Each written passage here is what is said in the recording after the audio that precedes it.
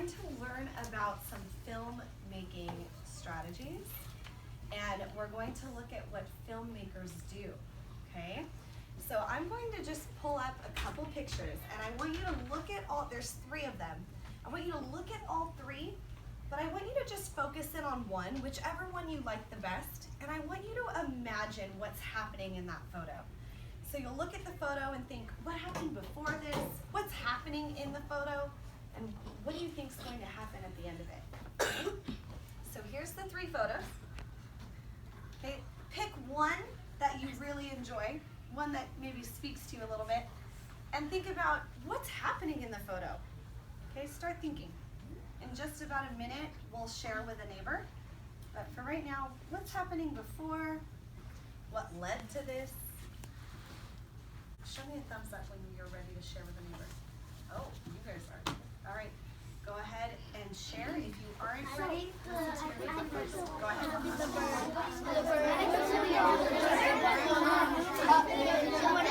So let's just have a couple of you guys share out which picture you chose and what you thought about when you looked at that photo. Okay, go ahead, right here. Which one? This one? Okay, and what did you think about? What did you share? I like it how it looks like Ben was, it looks like he's going to camp. Okay, it looks like he's going to camp. Okay. I think it's in a forest. Looks like they're in a forest. Good. What do you think's happening in that photo? They have like, I think they're going on a trip. Maybe they're going on a trip somewhere. Well, you continue what you shared because you guys picked the same photo. So you've set the stage for us, right? It looks like they're in a forest. They look like they're camping. Go ahead. What else did you share? If you want to add to it. The string and what's attached to it? The house. His house. Okay, so that's earlier you said it looks like he's moving because he has his house attached to his back. All right. Did anybody choose this photo here? I did. Some of you did. Okay. I like how you're raising your hand. Thank you. Can you share? What did you think about? Think about when they released it, it looks like they're making a race. Okay, so maybe they're racing, and then you picked it too, right? In front of What did you think? Add to that. It looks like the grandpa was trying to spend time with his grandson. Okay. Any other ending ideas? I think that I think he by the end, I think he's gonna finish off by maybe going back home or starting again the race. Maybe they'll go back home or maybe they'll play again. So what you guys are sharing with me is that there's kind of a beginning, and then there's a middle, what's happening, and then you're coming up with an ending. What does that sound like we're telling when we're sharing? What does it sound like we're telling? Oh, what is it? A story. You guys are telling a story. So when movie makers tell stories, okay, there's actually a lot of different what's called film shots involved in the story. So a film shot is what you can see through, we call this a viewfinder. Can you say viewfinder? A viewfinder. Viewfinder. So on an iPhone, it's what you see through your viewfinder. Now, you can see here, this looks like a family walking along the beach. Is the viewfinder capturing everything on the beach? No. No. There's the sun up here somewhere. It looks like maybe it's coming down, and maybe there's mountains, maybe there's a forest, or who knows where we are. But it's only capturing this family, okay? So that's what the viewfinder does. So whatever you capture in your viewfinder, we call a film shot. It's not a shot like when you go to the doctor and you need a shot. It's a film shot, okay? So it's what's in your viewfinder. Can you guys say film shot? Film shot. Film shot. Okay, so this particular film shot is getting the entire family in the picture, okay? And look at it, it's from behind, right? Where else could I take this photo from? The front, okay? I could take it from the front, looking at the family. The side. But why do you think they took it from the back? What do you think, what purpose would that serve? Why would this family maybe want a photo like this? If they're not smiling, it's not their faces. Go ahead. Because maybe they're going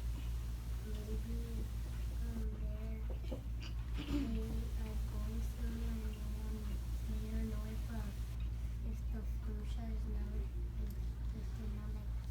So maybe they don't know someone's taking their photo.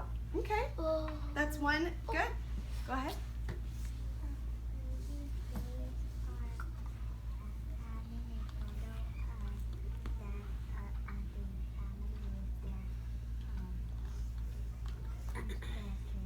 So maybe just they're interacting. Yeah. Oh, I like that. She says it's like they're just spending time together at the beach. And that's a nice moment to capture. So maybe we capture it from behind to show that it's more, we call it candid, when it's not a planned, posed photo. Okay, that's a great, one more. Let's hear one more. Someone I haven't heard from yet. Go ahead. I think it comes from a beach. They come from where? A beach. From the beach, so just showing the family at the beach in the location. If I zoomed in close up to the family, would you be able to tell they were at the beach? No. Probably not. So by being a little bit far away, we can see where they are as well. All right. So I'm going to show you two different little films, okay? Now obviously one is animated and the other one is not. So one's a cartoon and the other isn't. But I don't want you to think about that. I want you to think about the lens of the photographer or the videographer. And I want you to notice the different camera moves that these that the two filmmakers made. And I want you to compare them. So I'm going to show you one and we'll talk about it, and then the other, and then we'll compare them, okay? So this first one is a video of my dog, all right? So I'm going to go ahead and hit play, see if that works. He's taking it away. All right. So what did you see happening in that film? What was happening? Go ahead. That the dog was happy, Mm-hmm. and he was looking inside to see what situation. Yeah, so at the start of the film, he was looking in the bag, right? Okay, and he was playing with toys. Was there a middle and was there an ending? What do you guys think? Go ahead. The dog was so happy about the new toys. Yeah, so there were still new toys. So the whole time, he's playing with toys, right? So at the beginning, he's playing with toys and opening his present. In the middle, is he still playing with toys and opening his present? Yeah. And in the end, is he still? He ran away. So is he still playing with his present? Yeah. Was that yesterday? That wasn't yesterday. But what do you think I documented here? What do you think? Why did he have a present? When do we get presents? When do you think? Christmas and birthdays. So you are right. This was his birthday, and so he had a present. But notice that I just documented it, right? And then if you think from the person who was filming, what did you notice about the film? Did it ever stop? No. Yes. Just at the beginning and the end, right? Yeah. Okay. I'm gonna play this one, and I want you to think about what we just talked about. And as you watch this one, we know it's a cartoon. That's a big difference. But I want you to think from the photographer, the videographer standpoint. What's different about this one? Okay. What did you notice that this one did? All right, I see a lot of hands. You know what? Since there's so many of you, why don't you go ahead and share with a neighbor? What are the differences? We'll go across. Go ahead, name one thing. On the Birds of the Wire, that it was moving side to side, and on the first one, it wasn't moving, but it was shaking. Yeah, so he said, I turned the volume off. He said, look it, we're moving, so we're here, and then, oh, we turn side to side. There's different shots, and he said this one with the dog, it was just one straight shot. I said that.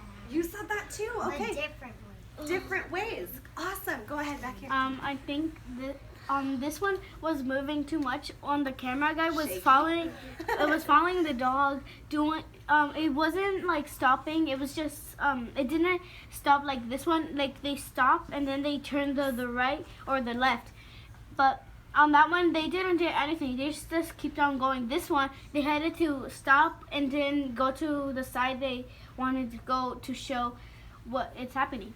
Yeah, awesome. So this one actually stopped and moved, and she said this one was shaky. This is a home video, right? This is like mom and dad or grandma and grandpa are filming your birthday party, and we don't really have a story, right? We just have a documentation of an event. Okay, there wasn't really a beginning, middle, and end. Keep going to that point. Go ahead. That one had a beginning and that one didn't. That one just. What happened in the beginning? In the beginning, like a title, and that one they just started. Okay, so this one had a title. What else? What was the beginning of our movie here? That the little birds are sitting on the wires, but the big bird was just standing on the stick. Okay, the little birds were lining up here, right? And then what do they see here? A big bird. A big bird comes, okay? Big bird. And the big bird comes, and how does it end? How does it end? They're naked. They're naked. They have feathers. Okay, they fly up, they come down, and they lose all their feathers. So which one of these would you classify as a story? Oh. Which one? All right, I want you to show me with a show of hands if you think it's Birds on the Wire. Most of you? Okay. Does anybody think this is a story? No? Yeah, we kind of, the beginning, middle, and end is he's just opening a present, right? But here we can identify a clear beginning, middle, and end. So notice that movie makers use different shots to put a story together. All right, you guys are going to learn today those different shots because what I didn't share with you as we watch this is there's actually names for each one of these angles that our filmmaker is using. Okay? So let me go to the next slide here. You're going to learn 6 today. How many? 6. These are the names of 6 different shots. Now there's a ton of them, and maybe later on in the year you'll learn more. But these ones are the most common ones you'll see, and I bet when you go home and watch TV, you're going to be able to name them. You're going to pick them out every time you watch a movie now, okay? So this first one, now this is Bay. This is the school that I work at. I took these photos there. The first one is called an establishing shot. Ready, say it. Establishing shot. Good. Now an establishing shot shows us where the story is going to take place. What do you notice about where I was standing? So I'm the cameraman in this photo. Where was I standing to take this photo? Oh, a little.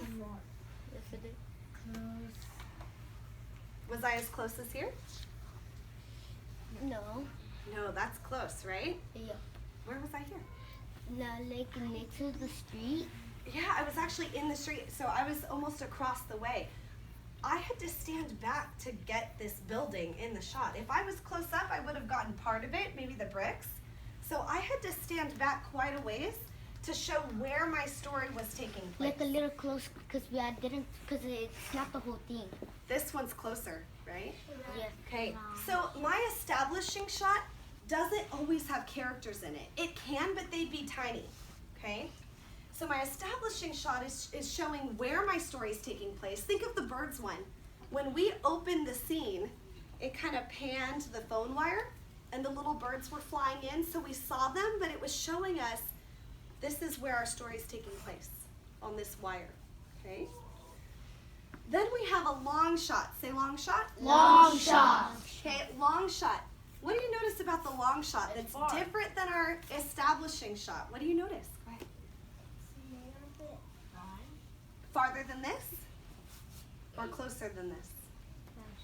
Closer than this, but still far away. Why do we know it's still kind of far away? It's like It says long shot. Well, it says long. Because Go ahead. like you can see the people right there, like little people. You could see people here, so we're obviously closer a little bit, but this is going to be my character. So I'm close enough to where we see her. Here I didn't introduce my character yet. This is just where the story takes place, Marjorie Bay. But here it's a long shot because I can see my character, but look it's still far away from her. Yeah. Right? What do you notice about what I can see of my character in that photo? What can I see? She's wearing a pink shirt. I can see her shirt. Can I see more of her? Yeah. Yeah. Her pants. I can see her whole body.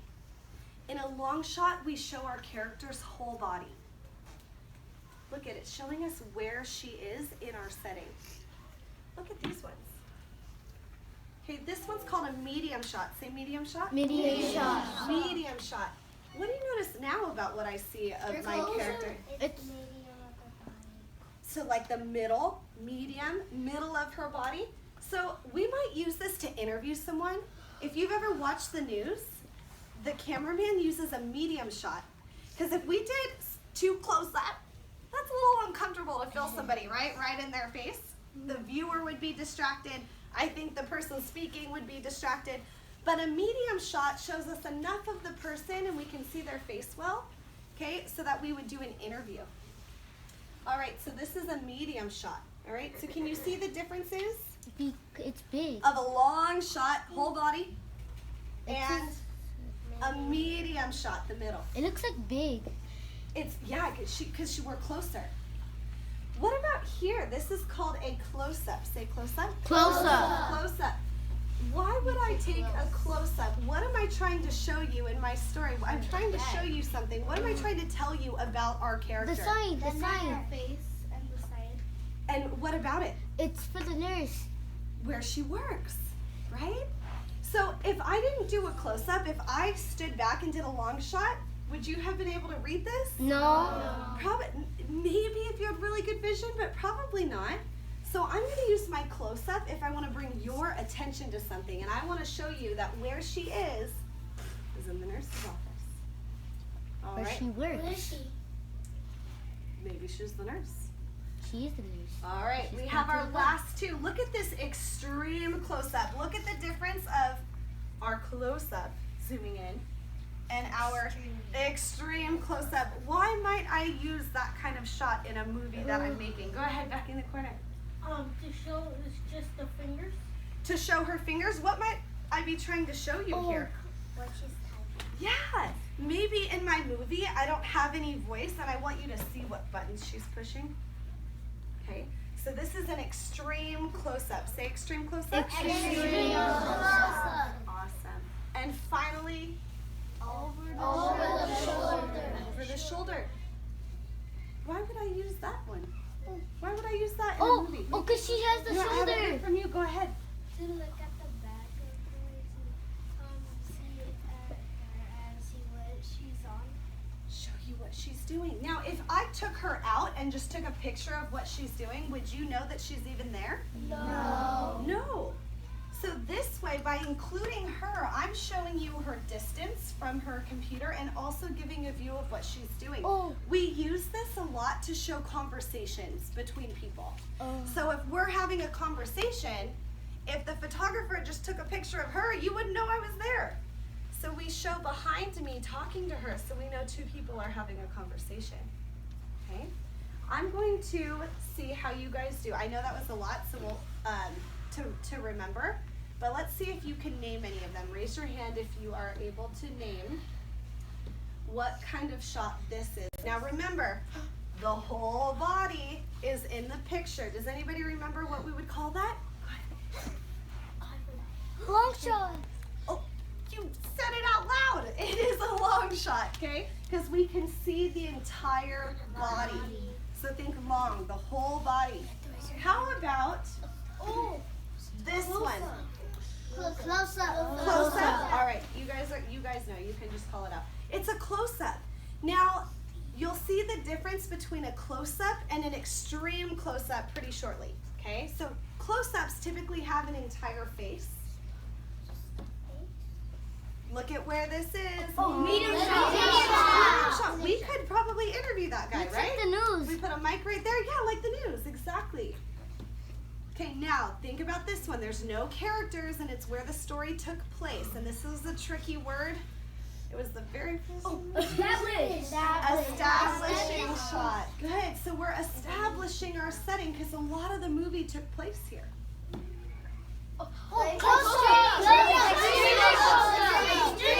Extreme. Now, why might we use an extreme close-up? Raise your hand and share. Go ahead. Because it's too close.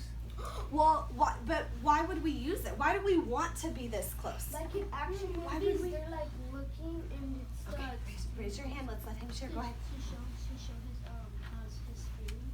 Oh, his emotion. We get close because we can really see his emotion. It makes it more exciting or dramatic. Okay. Oh my God! Now,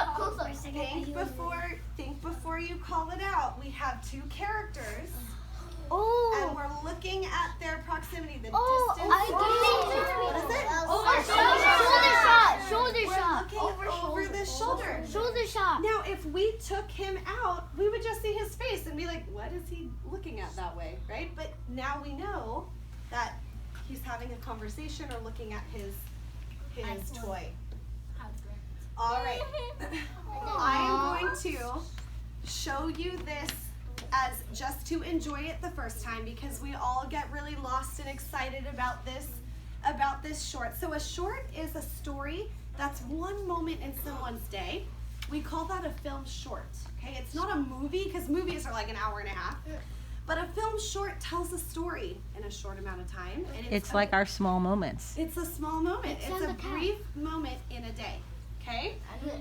I'm going to let you watch it as a viewer to just enjoy it, but then we're going to come back and look through the lens of a videographer. Okay. I want you to think about it in terms of the person who filmed this, because there was a series of moves or strategies that the filmmaker made to make this story emotionally appealing to you and to make it exciting. So I want you to tell me in the beginning, what was the boy doing? What was the boy doing at the start? He was playing on TV. He was playing, okay? And anybody else want to add to that? What do you think he was playing? I think he was playing You don't have to name a specific one, but some sort of video game, right? Okay, so let me show you how it started.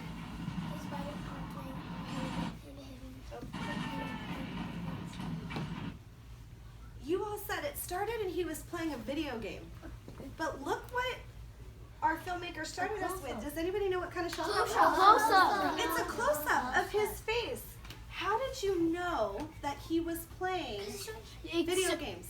Because it shows in his eyes. All right, let's raise our hands so we can hear one at a time. Go ahead. It says you could see you could see it in the eyes. You could see the reflection from the video game.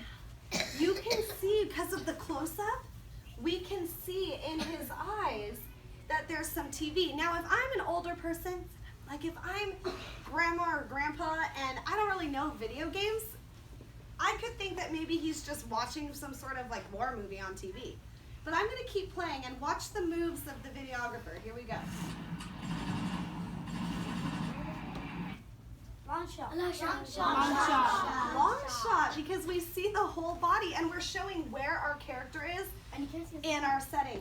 Now, if I'm grandma and grandpa, I might still think, you guys obviously know because you have experience with that, but I might think that he's just eating his dinner there. Watch what the videographer does. Yeah, actually it does. Oh, long. Video shot. Now what can we see? Half of his body. And Control. yeah, so we can see the controller and we can see his fingers moving and go, yeah, that's not a plate of food, right? He's playing a video game. So do you see that was a series of moves that the videographer made to show the viewer that this is what he's doing? All right, I'm going to keep moving forward a little ways. What do we have there? Mom. Shoulder shot. No. Now, here's something I didn't tell you before. A long shot. An over-the-shoulder shot does not necessarily have to be the person's shoulder. We call it that because typically we see that, but it's mainly showing your character and the other character in the story. So this would be an over-the-shoulder shot because we're showing mom's coming in, and is he even paying attention to her? No. No. So they're using this shot to show you as the viewer that he's not even caring that she came in the door, so he must be what? Really focused on, very focused on his video game. Very distracted. If he sees her mother, he will feel like lose the game. Maybe. So he's so focused he can't even say hi to his mom when she walks in. So that shows you how much he loves playing video games. Do you think this is something he does often? Yeah. Yeah. What was mom's strategy to try to get him to stop doing that? Give him a dog. Bringing him something to play with, the dog. So let's see what happens with the dog. I want you guys to notice another move by the photographer. Oh, here's one. Why did the photographer Okay, he's happy, right? And we see the dog. And I saw a lot of you happy when he pulls out the dog. What kind of shot is this? Close. Medium shot. Close shot. It's a medium shot from the side, right? Okay, so we have a medium shot. Watch what happens with the videographer. You wouldn't know right away about his little arm, right? You guys went, watch what the videographer did to make you go, Okay, first we show his face and then watch what happens. What Close shot? up. Close up. We did, or maybe an extreme close up.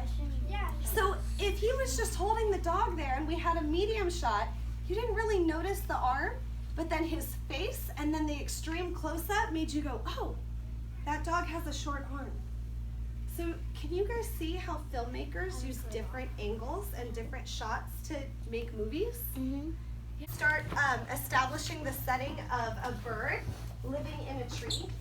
But remember in the establishing shot, we don't introduce our character yet. So for this first one, let's just go ahead and draw our setting, which is going to be in a tree. So go ahead on your page and draw your setting, which is a tree. Okay, and we're all going to start there. So notice character, and our character is going to be in that tree. So see, obviously I can't see the bottom of the bird. It's there. It's covered by its nest. But the whole character's body is in that shot. All right? So in my long shot, I see the whole character. And now I know where my character is.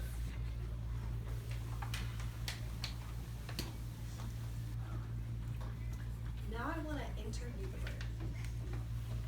Where do I need to go if I want to interview the bird? What kind of shot do I need? Medium. A medium, right? Remember, because a close-up would be in the bird's face, and we don't want to interview the bird right in its face. That would be distracting. So I need to go to about the middle of the bird. So if I'm zooming in closer for my medium shot, I'm going to draw the bottom of the nest and from the middle of the bird,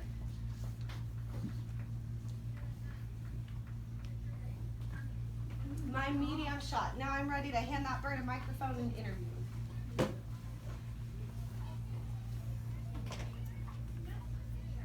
All right, where do I go if I'm going to get a close-up? What if my news reporter is talking about hair bows and the photographer goes, well, you know what? From a medium shot, my viewer can't see the hair ties, so I'm gonna do a close-up so I can show her hair ties that she's talking about, right? Where would I go to show a close-up on the bird? Think of the bird. What do I need to do? What does a close-up mean? What's included in a close-up? Okay, even closer. And remember the picture of Woody? What was included in that picture of Woody? His face. Is that what you're gonna say? His whole face, right? So I'm going to just show the bird's face.